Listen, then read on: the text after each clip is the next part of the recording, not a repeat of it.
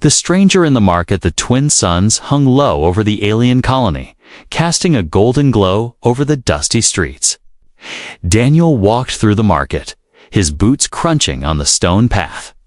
The air filled with the smell of spices, roasted meat, and strange alien fruits. Merchants shouted in different languages, waving their hands, trying to pull customers to their stalls. It was loud, colorful, and busy, just like every other trade hub on the edge of the galaxy. Daniel was here on business, delivering parts for a small human-run workshop.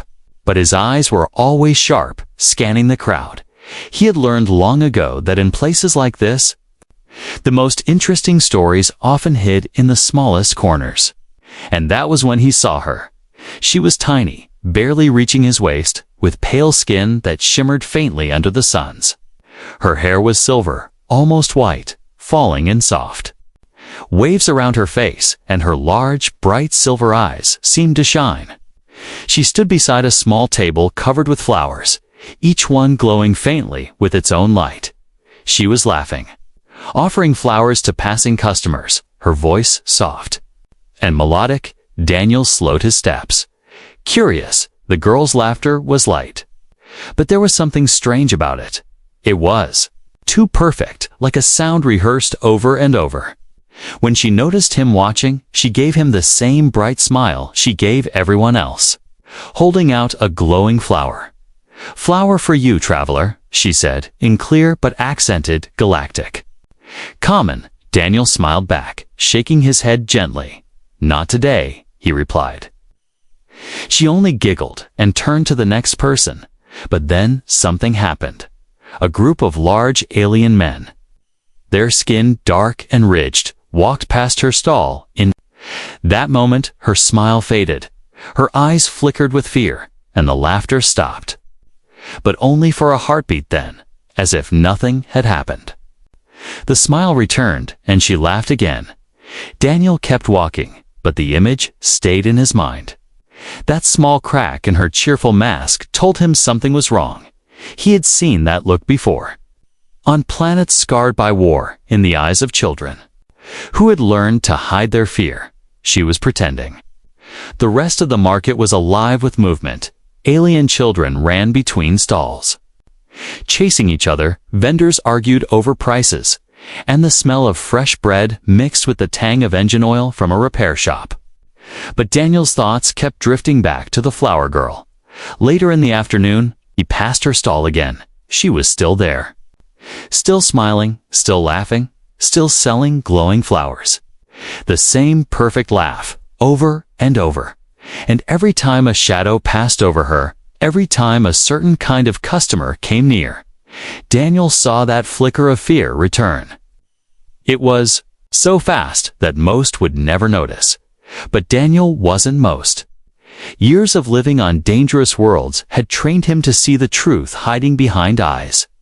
As the suns began to set, merchants started closing their stalls. The girl packed her flowers into a small basket, slinging it over her shoulder. Daniel expected someone to come collect her, a parent, a friend, anyone, but no one came. She walked alone down the narrow street between the stalls, disappearing into the deeper shadows of the market. Something about it bothered him. No child that young should be walking alone at night in a place like this. He thought about following her, but he reminded himself that he was just a visitor here. He didn't even know her name. Still, the unease stayed with him. By the time he reached his lodging, a small rented room above a tea shop, the market was quiet. The night air was cooler, carrying the faint hum of insect-like creatures. Daniel sat by the window, looking out at the empty street. He told himself to let it go, but in his mind, he could still hear her laugh, that perfect, practiced laugh, and he could still see the fear in her eyes. The colony was a place where humans were still a minority. Most locals ignored humans, unless they had something to sell. Daniel knew that if trouble came, no one here would rush to help him. Yet he also knew that sometimes trouble was worth it, especially if it meant finding out the truth that night as he lay in bed. He thought he heard something faint through the open window, a sound carried on the wind, soft, broken sobs. He sat up. Listening, it was far away, but real. He didn't know why, but deep down, he was sure it was her. And in that moment, Daniel made a quiet decision. Tomorrow, he would find out who she really was, and why a girl who laughed all day would be crying alone at night. A cry in the dark. The market had been silent for hours. The colorful stalls that had been alive with shouting vendors and laughing customers were now nothing but dark shapes under the pale light of the moons. Daniel walked slowly through the empty streets, his boots echoing against the stone. He told himself he was only taking a late walk to clear his head, but deep inside he knew why he was here. That sound he had heard from his window the night before. Those soft, broken sobs had not left his mind. He couldn't prove it. But he was certain it was the flower girl, the girl with the perfect laugh and the silver eyes. He didn't know her name, but he knew that if he ignored this, he'd regret it. The air was cool, carrying the faint scent of old spices from the market. Shadows stretched long between the abandoned stalls, and strange alien insects clicked softly in the darkness. He passed the old fountain at the center of the square, its water still trickling quietly. That was when he heard it again. A small, trembling sound, a sob, quickly muffled. Daniel froze, his eyes scanning the shadows. The sound came from behind a half-collapsed stall, draped in torn cloth. He stepped closer, his voice low. "Hello? Who's there?"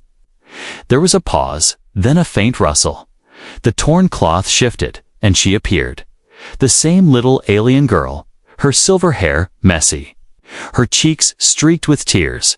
She was sitting on the ground with her knees pulled up to her chest, hugging them tightly. The basket of glowing flowers lay beside her, the blooms crushed and dim. She flinched when she saw him, as if ready to run. Daniel lifted his hands slowly, showing he meant no harm. "It's all right," he said softly. "I'm not here to hurt you." For a moment, she just stared at him with wide, wet eyes. Then she whispered, her voice barely more than a breath. "You shouldn't be here. Neither should you." Daniel replied, taking a careful step closer. She shook her head, a quick, frightened motion. "They'll be angry if they see you talking to me," she said. Her voice carried both fear and certainty. As if she knew from experience, Daniel crouched down so his eyes were level with hers. "Who will be angry?" he asked. She looked away, her small hands tightening around her knees. "My owner," she finally whispered, the word heavy and bitter. "They don't let me talk to strangers." The word owner made Daniel's stomach tighten. He had heard stories of certain alien traders who treated children like property, but hearing it from her lips made it real. He kept his voice calm, though his mind was already burning with questions. "Why were you crying?" he asked gently. She hesitated, then closed her eyes. "Because I can't go home," she said, her voice breaking. Home, she almost spat the word, is a cage. Daniel felt a rush of anger, but he swallowed it down. This was not the place to make promises he couldn't keep, not yet, before he could ask more. The sound of footsteps echoed through the empty streets. They were slow, heavy, deliberate, the kind of steps that belonged to someone who owned the night. Her eyes went wide. "No," she whispered sharply, panic flooding her face. She scrambled to her feet, grabbed her basket, and darted into the shadows. Daniel turned toward the sound, but saw only a tall figure moving between the stalls. Whoever it was, they didn't look surprised. They looked like they were searching. Daniel stepped back into the darkness, watching as the figure passed near the fountain. The air seemed colder when they walked by. He couldn't see their face under the hood, but he caught a glimpse of a thick, scaled hand holding a metal rod, the kind of thing used to keep property in line. When the figure was gone, Daniel stepped out again. The girl had vanished completely. Only a single glowing flower lay on the ground where she had been sitting. He picked it up, its faint light warming his palm. It was small, fragile, and beautiful. Just like her, Daniel knew now that his unease the day before had been right. She wasn't just some cheerful child selling flowers for fun. She was trapped in something darker, something dangerous, and if he didn't act, she would keep crying in the dark. Night after night, as he walked back to his room, the glowing flower still in his hand, he made himself a silent promise. Tomorrow, he would start looking for answers, and if those answers led to trouble, so be it. A dangerous secret the next morning. The market was alive again. Merchants shouted over one another. Colors flashed from fabric stalls, and the smell of cooked food filled the warm air. But Daniel wasn't here for shopping. He was here for her. He moved slowly through the crowd, scanning every stall. I guess. But there was no sign of the silver-eyed girl. Her little flower table was gone. And the corner where she had stood yesterday was empty. Daniel's chest tightened, had the hooded figure from last night taken her somewhere else. He decided to ask around. The first vendor he approached was a short alien with green, leathery skin who sold bolts of cloth. "Did you see the little girl who sells glowing flowers?" Daniel asked. The vendor's friendly smile vanished instantly. "I don't know who you mean," they muttered, turning away. Daniel frowned. That reaction told him they knew exactly who he meant, but didn't want to talk. At another stall, he tried again. This time with a fruit seller, an older alien woman, with yellow eyes. When he mentioned the girl's silver eyes, her hands froze over the pile of fruit she was arranging. Her gaze darted around the market, checking who was listening. Then she leaned forward and spoke in a low voice. "You should forget her, human," she whispered. "She belongs to a trader you don't want to cross." Daniel kept his voice calm. "I just want to know if she's all right." The woman shook her head. "All right?" "No child in his hands is ever all right," she said. "Her parents, they were taken long ago, and now she works for him, same as the others." She straightened suddenly and began speaking loudly about fruit prices, pretending they had never spoken. Daniel walked away, his mind spinning. The pieces were starting to fit together. The girl wasn't just some unlucky orphan. She was part of the trader's property, the kind of illegal arrangement that the local authorities ignored as long as it didn't cause public trouble. It was then that he noticed them, two broad alien guards standing near the far end of the market. They weren't buying anything, just watching. And one of them was staring directly at him. Daniel looked away casually. But his instincts told him they were connected to the trader, if they had seen him talking to vendors. It wouldn't take much for word to get back to their master. By midday, Daniel was about to give up when he finally spotted her. She was on the far side of the market, walking behind a tall alien man with dark green scales. Her hands were full of flowers, and he held her wrist tightly, guiding her through the crowd like she was nothing more than a piece of merchandise. Daniel felt his jaw tighten. He followed at a distance, moving between stalls to stay out of sight. The tall man stopped at a large booth decorated with metal ornaments. Several wealthy-looking aliens examined the glowing flowers, while the man barked out prices. The girl stood silently, her eyes on the ground, when one customer tried to hand her a coin directly. The man slapped her hand away and took the payment himself. Daniel's fists clenched.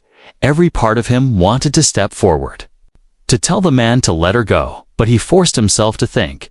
Charging in now would do nothing but get him arrested, or worse.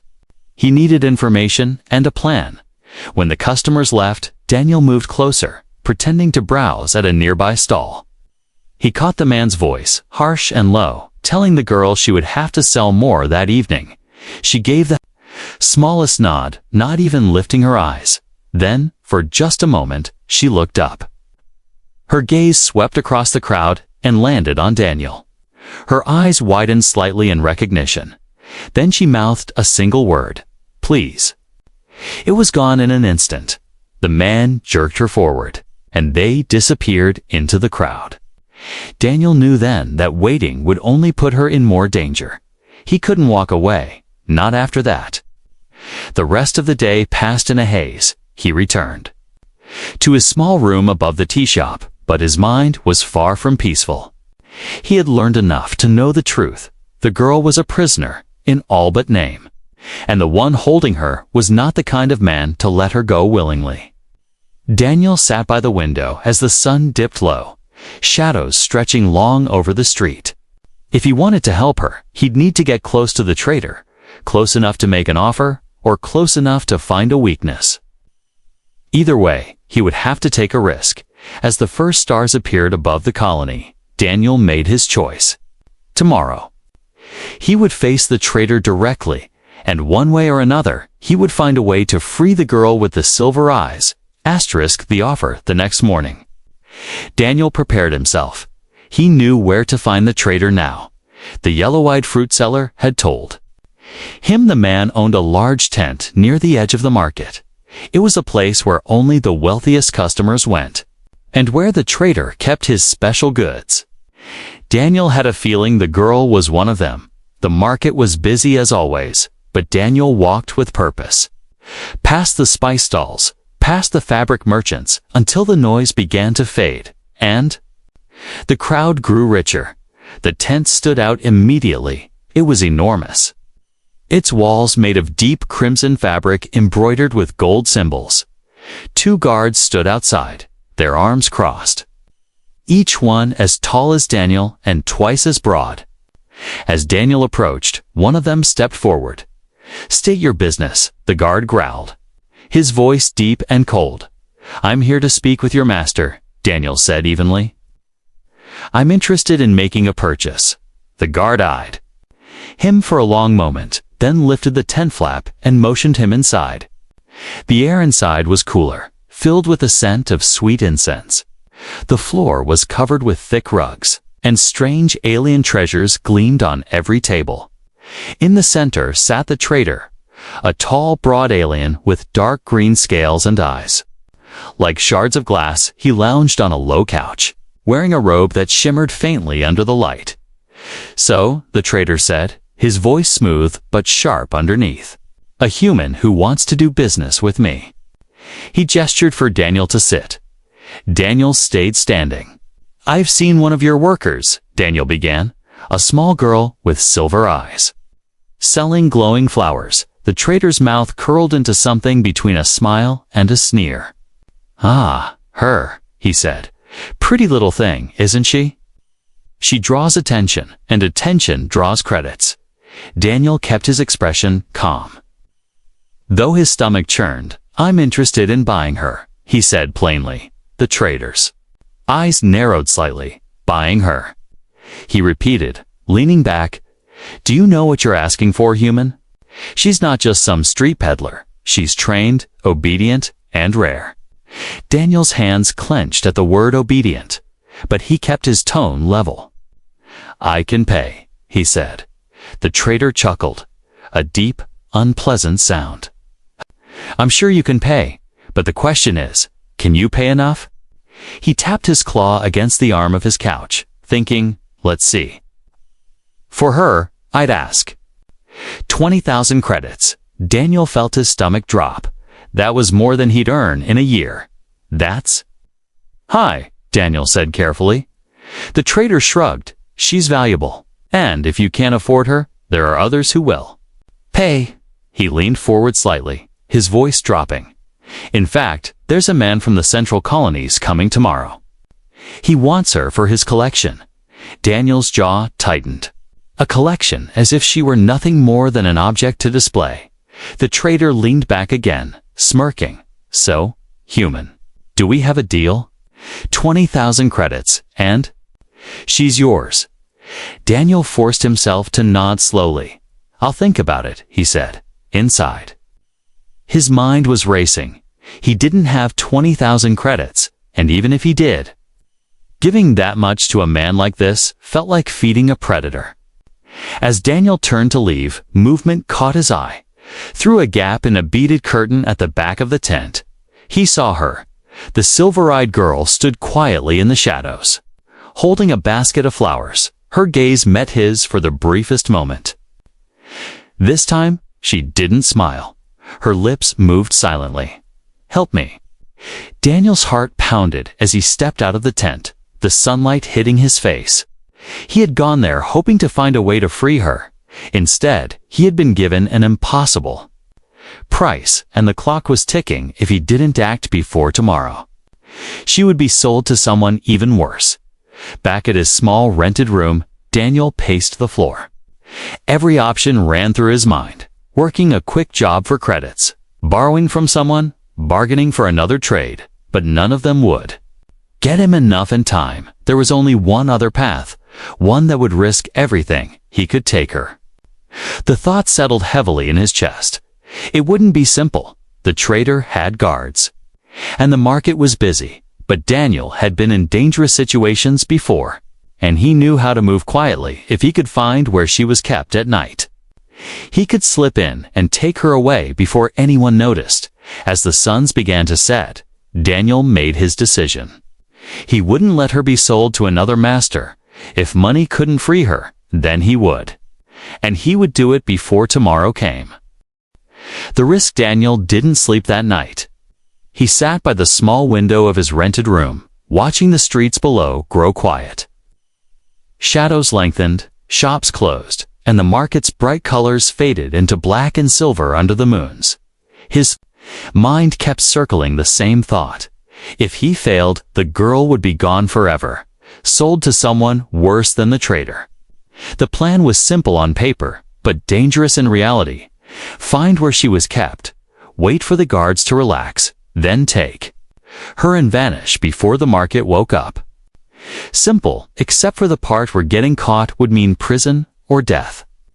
Daniel had faced worse, but this time it wasn't just his life on the line. Near midnight, he slipped into the streets. The air was cool, carrying the faint smell of smoke from cooking fires. He moved quietly, sticking to the edges of buildings. Every few steps, he checked the shadows behind him. The trader's guards weren't the type to patrol far, but they wouldn't hesitate to kill a thief. Daniel circled the market until he reached the area behind the crimson tent. There, hidden behind stacks of crates and barrels, he saw a smaller caravan with metal walls. A single guard sat outside on a wooden chair, lazily chewing something and tapping his foot. The man's weapon, a short, heavy staff, rested against the wall beside him. Daniel crouched low, studying the scene. If the girl was anywhere, she'd be in there. He waited, letting the minutes stretch until the guard's head began to droop. Finally, the man leaned back in his chair. His eyes closing, Daniel moved. He slipped through the shadows, careful to keep his steps silent on the packed dirt. When he reached the caravan, he stayed low, pulling a small piece of wire from his pocket. It wasn't the first lock he'd picked. The metal clicked softly, and the door creaked open just enough for him to slip inside. The air inside was warm and smelled faintly of flowers. In the dim light, he saw her curled up on a thin blanket in the corner. She woke at the sound of the door, her silver eyes wide with fear. But when she saw him, her expression shifted from fear to disbelief. "Why are you here?" she whispered. "To take you away," Daniel said softly. For a moment, she didn't move. Then she crawled toward him, clutching a small bundle of wilted flowers in her hands. He motioned for her to follow and helped her step quietly out of the caravan. The guard outside was still dozing, unaware. They moved quickly into the maze of alleys behind the market. Daniel kept one hand on her shoulder, guiding her. The sound of their footsteps was barely louder than the whisper of the wind. But then a shout rang out. The guard had woken. "Hey, stop." Daniel grabbed her hand and ran, weaving through narrow lanes between shuttered stalls. The shouts grew louder, joined by the heavy steps of more guards. A stall of fruit toppled as they passed, sending bright alien melons rolling across the ground. They darted around a corner, and Daniel spotted a narrow gap between two buildings. He shoved her through first. then squeezed after her, their backs scraping the walls. The alley opened into the outer street, the air cooler and emptier here. Daniel could hear the guards. Behind them, but farther away now. Almost there, he said. He led her toward the colony wall, where a small, unused gate led to the open desert. If they could get through it, they'd be free from the trader's reach. The girl stumbled, exhausted, but Daniel caught her before she fell. He could feel her shaking, but she didn't let go of his hand. They reached the gate, old and rusted. The lock long broken. Daniel pushed it open, and they slipped out into the night. The desert stretched endlessly under the twin moons, the sand glowing faintly. They didn't stop until the market lights were far behind them. Finally, they collapsed near a cluster of rocks. Breathing hard, she leaned against him, her voice trembling. "Why did you help me?" Daniel looked at her and said the only thing that mattered, because no one should live in a cage. The girl's eyes filled with tears. But this time, she didn't hide them. She leaned into him, her small frame shaking. Daniel wrapped his arm around her, keeping her close. They still had a long way to go, but for now, they were safe. The escape the desert was silent except for the faint whisper of wind over the sand. The twin moons hung high, casting pale light across the endless dunes. Daniel sat with his back against a large rock. The girl curled beside him. She was still shaking. Clutching her small bundle of wilted flowers, her breathing was uneven. But she hadn't said a word since they stopped. Daniel listened carefully, far in the distance. He thought he heard something, a faint hum, almost like an engine. His stomach tightened. The trader wouldn't just let them go. He would send men after them, maybe even with speed bikes, and in the open desert. There would be nowhere to hide.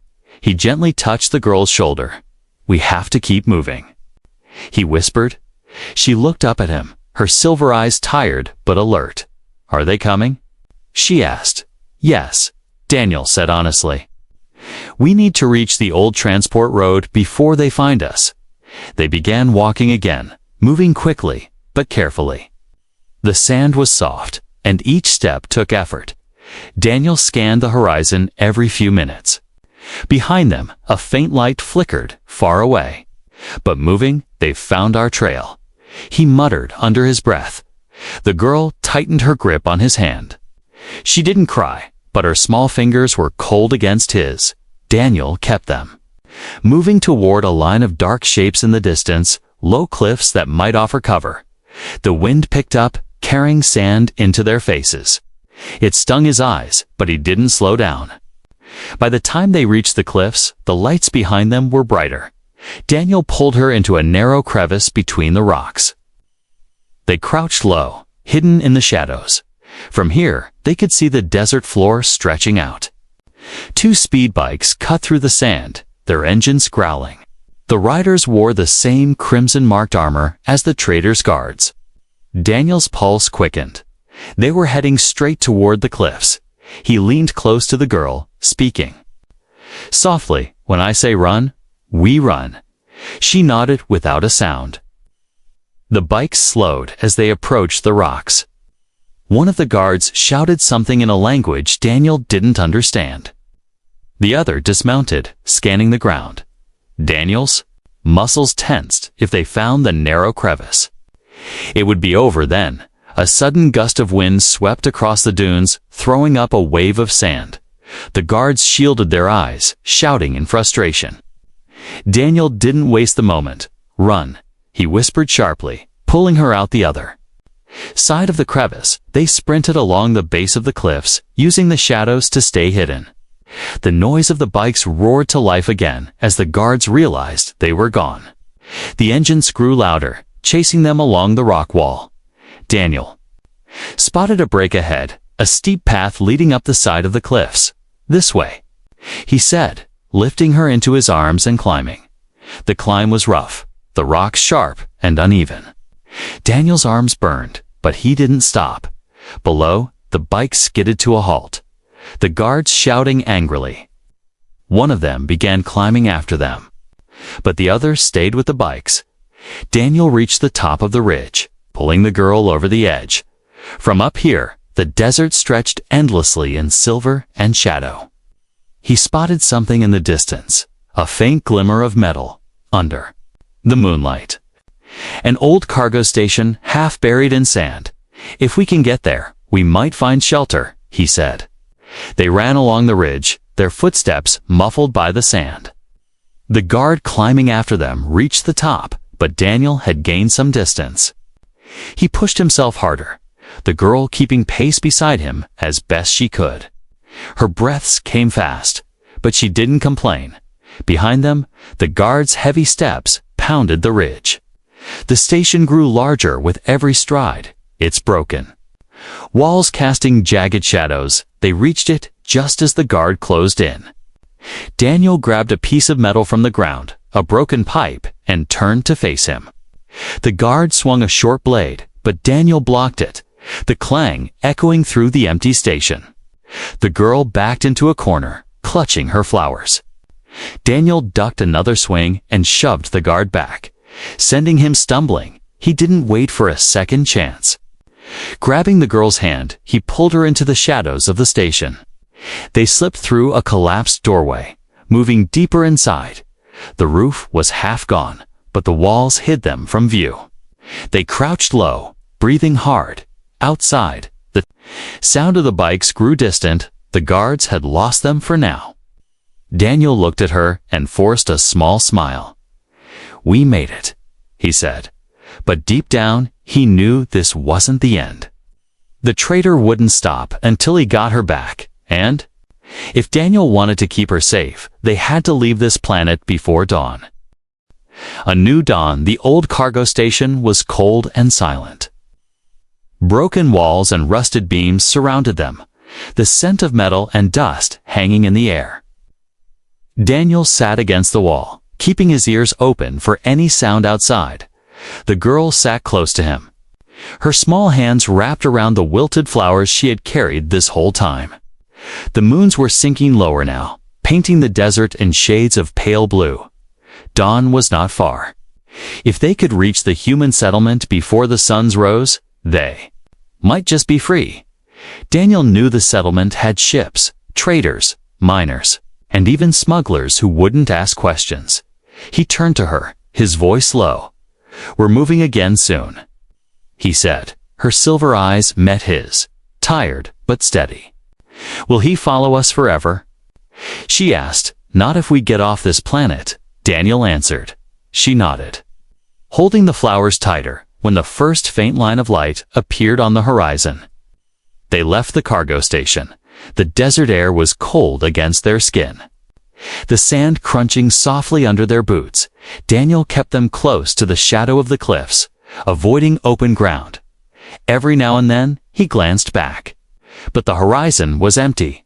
After hours of walking, the jagged outline of the settlement came into view. Metal towers rose above the sand, and the faint hum of generators drifted toward them. The sight gave Daniel a spark of hope.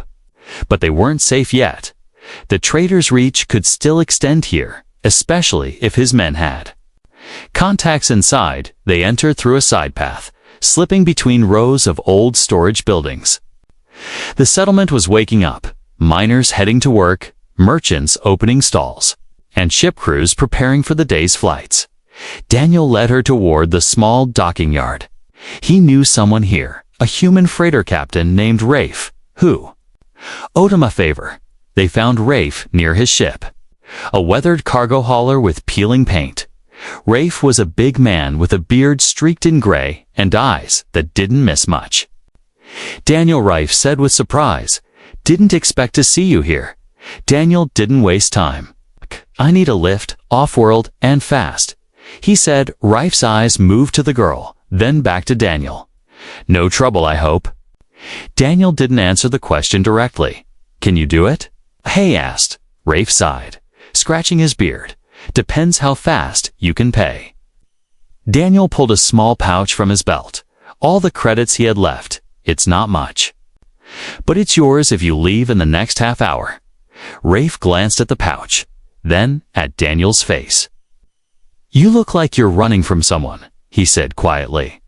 Daniel didn't deny it. Finally, Rafe nodded. "All right, get aboard. We'll be gone before the suns are high." They moved quickly up the ramp into the freighter. The inside smelled faintly of oil and metal. But it was warm and safe. The girl stayed close to Daniel, her eyes darting to every sound. Rafe's crew didn't ask questions. They were used to unusual passengers. Daniel found a small bench near a side window and sat with her. She rested her head against his arm, the flowers still in her lap. Outside, the engines rumbled to life. The ship lifted slowly, the settlement shrinking below them. Through the window, the desert stretched out one last time before the planet began to fall away. For the first time since he had met her, Daniel felt the tight knot in his chest begin to loosen. The trader couldn't reach them now. The girl turned her face toward the window. Watching the stars appear one by one, her silver eyes reflected their light. "It's beautiful," she whispered. Daniel smiled faintly. "Better than the market." "Huh." She nodded, a small smile touching her lips. Hours passed in quiet.